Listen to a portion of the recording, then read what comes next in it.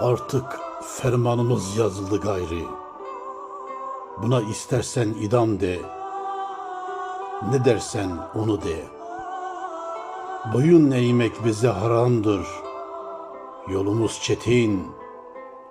Ferman yazanlar bilmez, biz ölüme nasıl güleriz. Korkuyu biz korkakların kalbine ektik.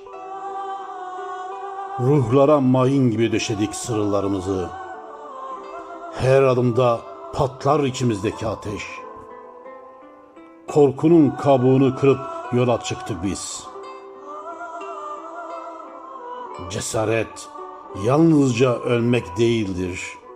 Bir toprak gibi yaşatır, karanlıktan yeşerir. Uğruna ruhumu adadığım yolda ben, kendimi her adımda yeniden var ettim.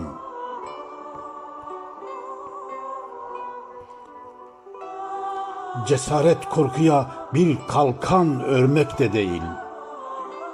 Cesaret ben değişebilirim diyebilmek. Kendi zindanımı kendi ellerimle kırıp yeniden yazmak kaderimi baştan sona. Bizi yok sayanlar, fermanını yazanlar bilmezler ki her zulümde biz bir başka diriliriz. İsyanla çoğalan bir deniz gibi. Karanlığı içimizde boğarız, taşa işlenir adımız. Ve şimdi yolun sonunda bir çığlık gibi özgürlüğe uzanır ellerimiz. Zincirleri parçalar, fermanla vurulan her yarada yeniden doğarız. Adımızı her an yeniden yazarız gökyüzüne.